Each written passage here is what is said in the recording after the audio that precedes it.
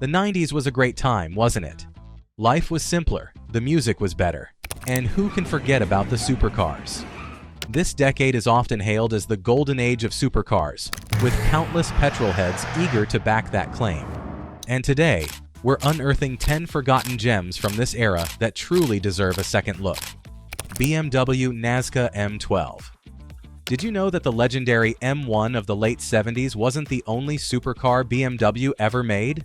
That's right, folks. The German auto giant known for their luxury saloons had another go at the supercar in 1991.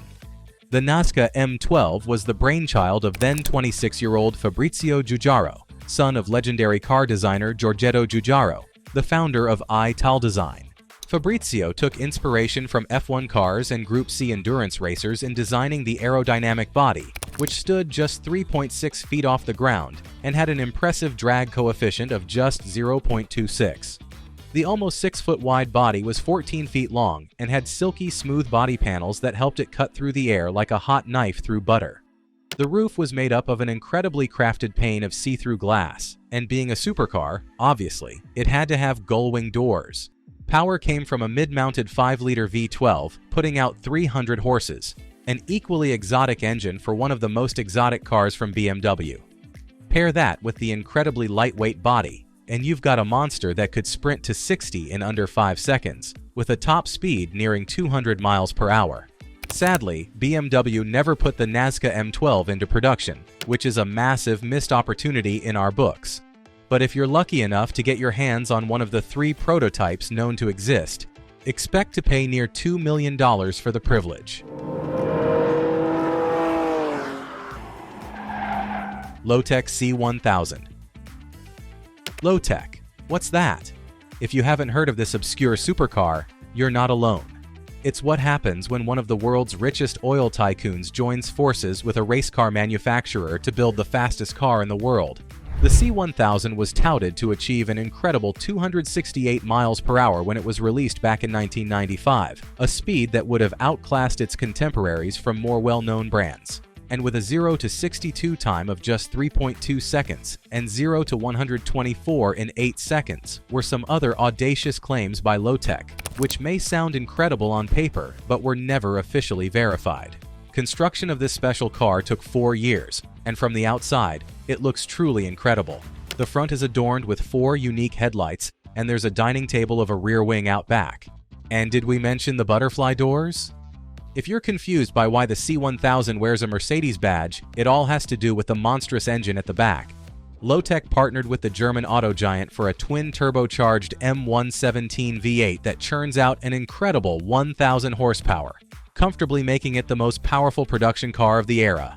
This beast of an engine was paired with a 5-speed manual that only drove the rear wheels. Just imagine how scary it must have felt around a racetrack. The Lotec C1000 originally carried an MSRP of $575,000 and could easily be worth over an eye-watering $3 million today.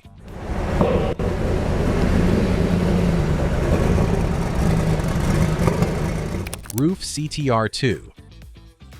The Ruf CTR2 might look like an ordinary 993 Porsche 911 Turbo from the outside, but this is a twin-turbocharged menace unlike any other 993 you've ever seen. It was built as a successor to the legendary Ruf Yellowbird, which shattered the Nürburgring lap record in 1989, and the name stood for Group C Turbo Ruf. The CTR2 has an upgraded version of the 911 Turbo's 3.6-liter twin-turbo air-cooled engine, making 520 horsepower and 505 torque. It was paired with a 6-speed manual transmission and came in rear-wheel drive as standard, but could also be had with all-wheel drive if you had some extra dough to spend. All this came together to give the CTR2 an impressive 0 to 62 time of just 3.6 seconds, and if you kept your foot nailed to the floor, it would take you all the way to 211 miles per hour. This made it faster than any stock Porsche available at that time. The exterior remains similar to what you got with the regular 911 Turbo, except for the addition of 19-inch OZ Racing forged magnesium wheels. An integrated roll cage was the biggest difference on the inside, but Ruf was careful enough to design it in a way that didn't hamper the driving experience. Less than 30 were ever made, making the CTR2 rarer than some of the rarest Porsches on the planet. Nowadays, you'd have to part with nearly $1 million to get your hands on one.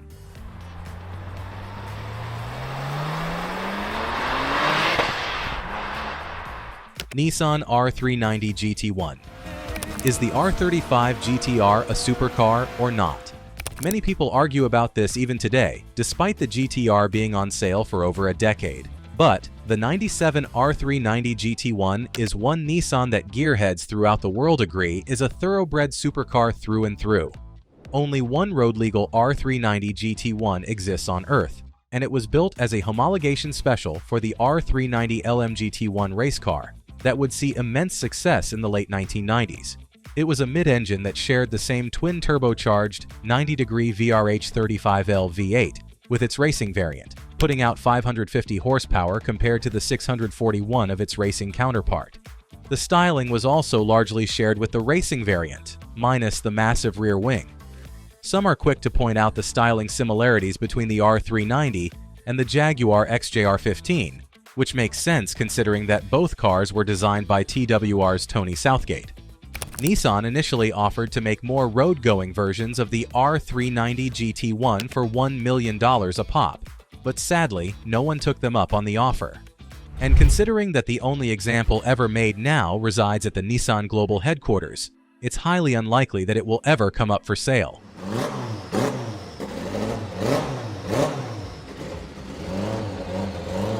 Lotus Elise GT1. We already looked at one GT1 homologation special, so why not look at another? Just like Nissan, Lotus caught the bug to go endurance racing in the 90s, and for their race car to be homologated, at least one road-legal variant had to be built. Thus, the Elise GT1 was born. Lotus took the aluminum chassis of the production model and elongated it to fit the GT1 regulations, and fit an aerodynamic carbon fiber body on top to make this unlike any other Lotus seen before.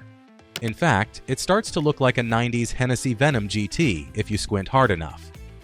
Power came from a 6-liter LT5 V8, borrowed from the C4 Corvette modified with a carbon intake, tuned to make 542 horsepower, and came paired to a 5-speed manual transmission. The exterior looked almost identical to the race car, while the interior was stripped of all excess weight and fitted with a roll cage for additional safety. It had an original MSRP of $645,000, and with only one example ever built, how much it will go for in today's market is anyone's guess.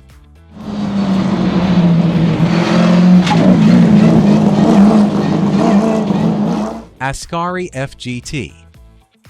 The FGT was the first car to wear the Ascari badge, and the predecessor of what would later go on to be sold as the ECOS. It was used as a promotional vehicle to build up hype for the then-new Banbury, England-based Ascari Cars Ltd. Back in 1993, and was designed by Lee Noble, who would later go on to set up his own sports car company. The FGT even had a racing variant that competed in the British GT Championship. Power came from the same 6-liter Chevy V8 as the previous entry on our list, this time producing 420 horsepower. And the FGT had all the contemporary 90s design chops, a sleek silhouette, an eye-catching metallic paint job, 5-spoke alloy wheels, and pop-up headlights, of course. The FGT fetched $21,000 when it last sold back in 2021, making it the most affordable 90s supercar on our list by a long shot.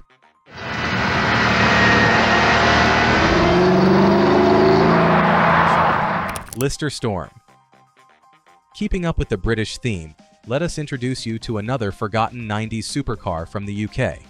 Another homologation special, the Storm is the first car on our list to have its engine at the front, and what an engine it is. The 7-liter Jaguar V12 carries the accolade of being the largest V12 engine to be fitted in a production car this side of the Second World War, a title it still holds to this day. This behemoth of an engine gave the Storm a 208 mph top speed, and with 546 horsepower and 583 pound-feet of torque, you shouldn't be surprised by that. However, the biggest factor that sets the Lister Storm apart from almost all other 90s supercars is the 4-seater cabin. Yes, folks, this car could seat the whole family on a 200-mile-per-hour adventure, and even held the title of the fastest 4-seater Grand Tourer in the world for a while. Only 4 street-legal Storms were ever made, and each had an MSRP of over $200,000.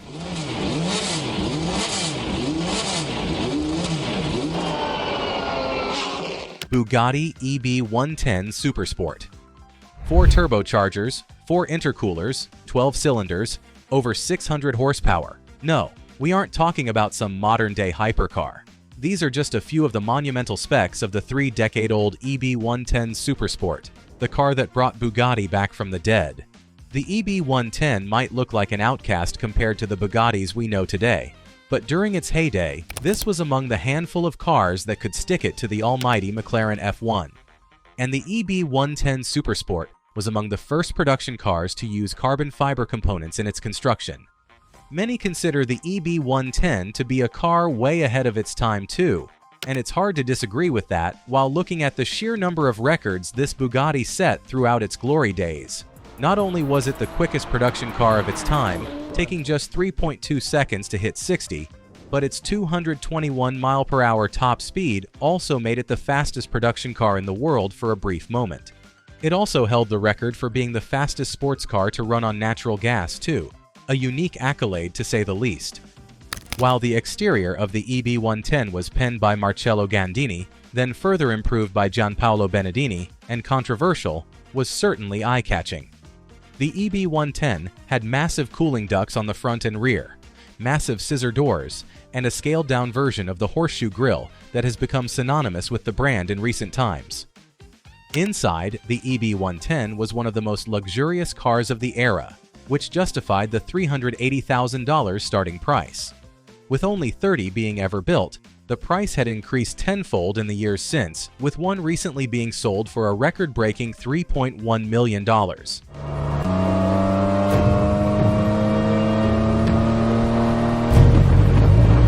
Porsche 911 GT1 Strassenversion. Strassenversion roughly translates to street version in English, and as you might have guessed, the 1997 Porsche 911 GT1 Strassenversion was yet another homologation special. Based on the 993 Generation 911 shell, Porsche extensively modified the body with new carbon fiber body panels and a massive rear wing to house all of the track-ready powertrain components underneath. The interior was barely more comfortable than the full-on race car, but no one bought a road-going GT1 Porsche for going to the supermarket, right? Powered by a mid-mounted water-cooled 3.2-liter flat 6 making 536 horsepower, the Strassenversion was every bit deserving to be called a race car for the road. It took less than 4 seconds to blast past 60 miles per hour on its way to a top speed of 191. 20 examples of this unforgiving supercar were built costing around $900,000 a pop at launch, and well-looked-after examples have been constantly selling for well over $5 million.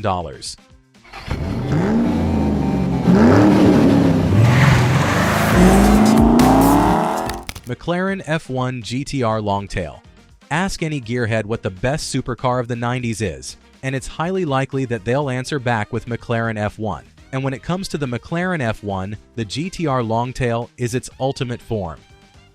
Built to dominate the endurance racing scene in the 1990s, the F1 GTR Longtail went head-to-head with the Porsche 911 GT1, Mercedes CLK GTR, and Lotus Elise GT1 in the BPR Global GT series, and often beat them all outright, including at the 1995 24 Hours of Le Mans on its first attempt.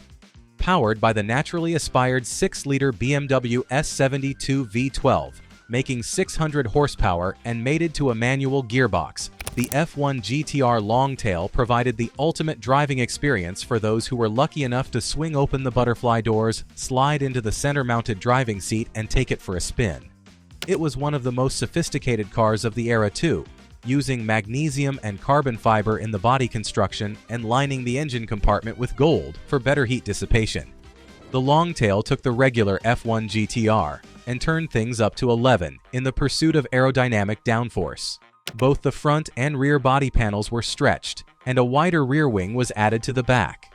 The wheel arches were also stretched to fit wider tires, and finally, the ground clearance was brought up by 10 millimeters.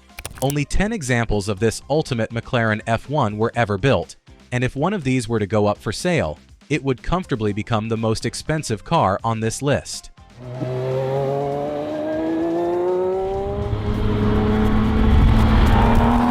Which 90s supercar triggered your nostalgia the most? And are there any other cars that you think deserve to be on this list? Let us know in the comments, and don't forget to like and subscribe to Power Zone TV.